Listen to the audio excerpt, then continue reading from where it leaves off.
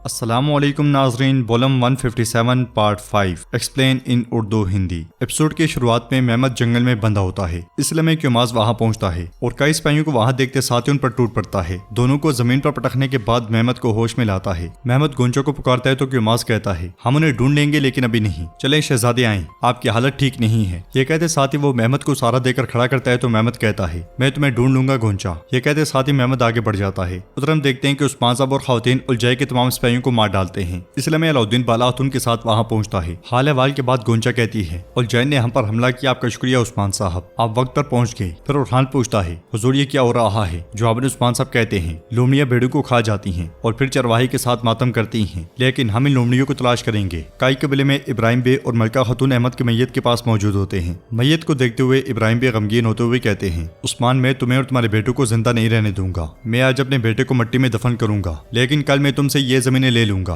मलका खातून रोते हुए कहती हैं, मेरा बेटा तुम्हारी वजह से मर गया। मैंने तुमसे कहा था इब्राहिम की शादी से हमें कोई फायदा नहीं होगा। इब्राहिम बे पूछते हैं, मुझे कैसे पता चलता खातून? मैं कैसे जान सकता था कि उस्मान ऐसी घटिया चाल चलेगा? हमने वही किया जो दुरुस्त था, लेकिन उस्मान। मलका खातून चिल्लाते हुए खड़ी हो जाती हैं और कहती हैं, तुम फिर भी कह रही हो कि उस्मान उस्मान उस्मान। इब्राहिम बे कहते हैं, खातून तुम क्या कह रही हो? सियासत के लिए जो जरूरी था। मलका खातून उनकी बात काटते हुए कहती हैं, सियासत की जान छोड़ दो। इब्राहिम तुम्हारी सरदारी बाढ़ में जाए, तुम्हारे बाप होने पर लानत हो। इब्राहिम बे उसे झंझोड़ते हुए कहते हैं, मलका होश में आओ, तुम क्या कह रही हो? तुम मेरी तौहीन कर रही हो। मेरा बेटा मकसद की खातिर अपनी जान से हाथ धो बैठा। तो मलका खातून कहती हैं, अपनी जान से? देखो नहीं नहीं, अहमद मर गया, अब वो यहाँ नहीं है। ये देखो उसकी टोपी, हमारे पास सिर्फ उसकी टोपी और तलवार रह गई है, देखो जरा इन्हें। इब्राहिम भी अहमद की तलवार लेते हुए कहते हैं, अहमद की तलवार अब मेरे पास अमानत है, मैं उसका इंतकाम लेने के लिए खून बहाऊंगा। मलका तलवार पकड़ते हुए कहती है, मुझसे वादा करो। वो इतने जोर से तलवार पकड़ती है कि खून बहना शुरू हो जाता है। वो मजीद कहती है, मुझसे वादा करो कि मेरे बेटे अहमद को कब्र तक पहुंचाने वाले को जिंदा नहीं छोड़ोगे, मुझसे वादा करो। खून बहता हुआ देखकर इब्राहिम भी कहते हैं, मलका तुम्हारे हाथ से खून बह रहा है। जवाबन मलका कहती है, नहीं मेरे दिल से खून बह रहा है। यह सुनकर इब्राहिम भी उसका हाथ पकड़ते हुए कहते हैं, मैं वादा करता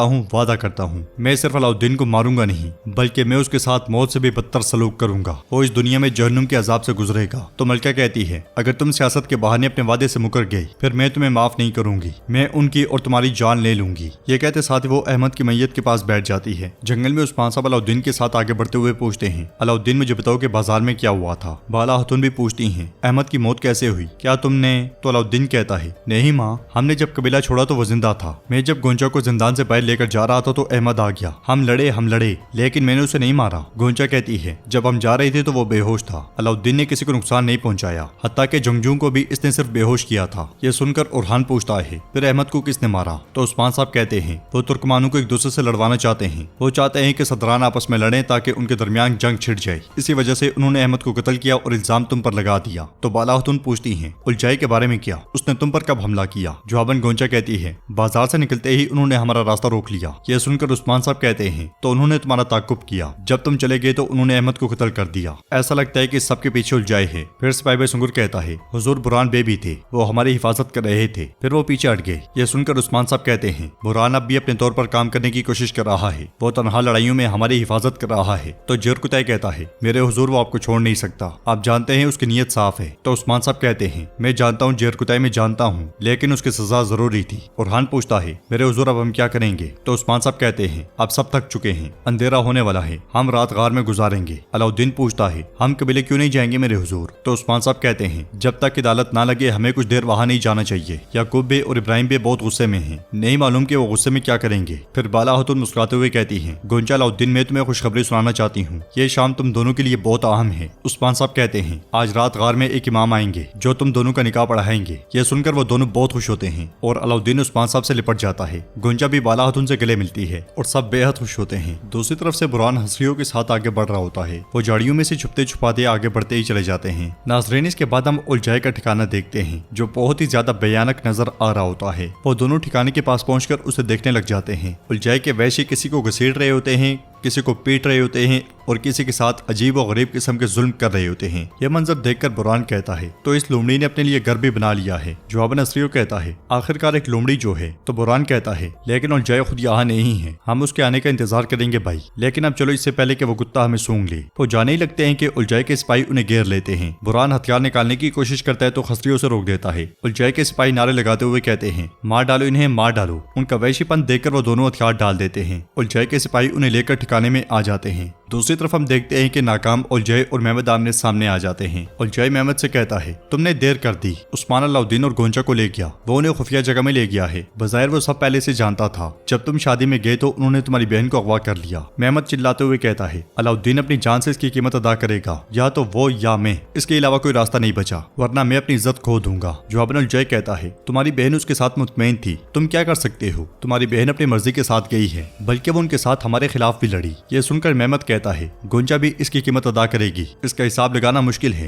उलझाए उसे मजीद भड़काते हुए कहता है हम दरमियान की सलाहियत और ताकत को अच्छी तरह जानते हैं, क्या आप कहीं से इसका हिसाब नहीं लेंगे मेहमद साहब? अपनी फौज जमा करो, जंग अब नहीं तो फिर कब होगी? मेहमद कहता है फौज भी तैयार है और जवान भी, ये जंग कईयों का खात्मा होगी, लेकिन पहले हमें वालिद को बचाना है। जवाब उलझाए कहता है फिक्र ना करो, मैं उन्हें उस्मान के हाथ से छीन लूंगा, जाओ और अपनी फौज जमा करो। मेहमद कहता है मैंने आपके बारे में सुना है, मुझे तुम पर एतबार है, अगर ये कोई और होता तो मुझे यकीन ना आता, जब मैं अपने वालिद को बचाऊंगा तो फौज जंग के लिए तैयार होगी। ये कहते साथ ही मेहमद चला जाता है और उलझाए सिपाहियों से कहता है ऐ लोमड़ियों अपने घर चलते हैं, हम अलखानी रियासत के गवर्नर को बताएंगे जो कुछ हो रहा है, फिर एक बड़ी जंग छिड़ जाएगी, हमें फौजियों की जरूरत है, चलो चलते हैं। ये कहते साथ ही उलझाए भी चला जाता है। नाज़रीन इसके बाद हम देखते हैं कि काई कबीले में यूनुस अमरे सरदार कुंदूस और आयकुत के साथ बैठे होते हैं और कहते हैं रसूल खुदा फरमाते हैं ऐसे फितने बर्पा होंगे कि उनमें बैठने वाला खड़े होने वालों से बेहतर होगा और खड़ा होने वाला चलने वाले से बेहतर होगा और चलने वाला दौड़ने वाले से बेहतर होगा। इसलिए में तो गाय वहाँ पे आता है तो यूनुस अमरे उसे बैठने का इशारा करते हैं और मजीद कहते हैं क्या समझते हैं कि हमने इस फितने के वक्त को भांप लिया है जिसके बारे में रसूल खुदा सल्लल्लाहु अलैहि वसल्लम ने बताया था?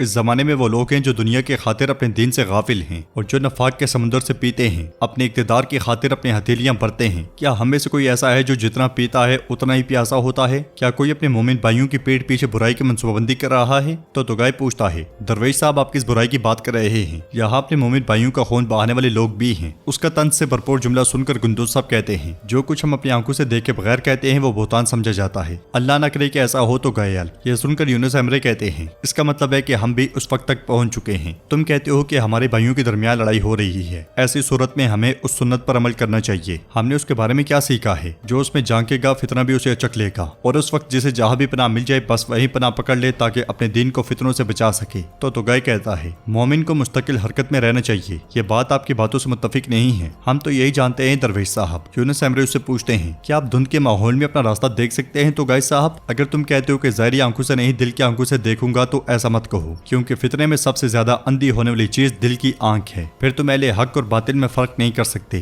गालिब और आजिज में। अगर आप फर्क नहीं कर सकते तो रुक कर इंतजार करना चाहिए। फितने के कम होने और धुंध के खत्म होने का इंतजार करोगे ताकि उन आंखों से पर्दे हट जाएं जो हक को देख सकें, वरना काफिर को मौका मिलेगा जब मोमिन मोमिन से लड़ता है। अल्लाह ताला फरमाता है मोमिन आपस में भाई भाई हैं। अगर मोमिन आपस में भाई बनकर उनके दरमियान नफाक डालने वालों को नहीं ढूंढेंगे तो उन पर कुफार का जुल्म कभी खत्म नहीं होगा। तो फिर फितना खत्म होते ही सब जाहिर होगा कौन कुफार का साथ दे रहा है और कौन भाईचारे से गद्दारी कर रहा है। हमें उन्हें ढूंढ कर उसकी मुखालफत करनी चाहिए। अपनी बका का इम्कान सिर्फ इसी में है। और नाजरीन इसके साथ ये एपिसोड भी इख्तिताम पजीर होती है। अगर आपको वीडियो पसंद आए तो वीडियो को लाइक करें, चैनल को सब्सक्राइब करें और बेल आइकॉन पर लाजमी से क्लिक कर दें। इंशाल्लाह मिलते हैं नेक्स्ट वीडियो में, तब तक के लिए रखें अपना और अपनों का बहुत ज्यादा ख्याल। अल्लाह निगहबान।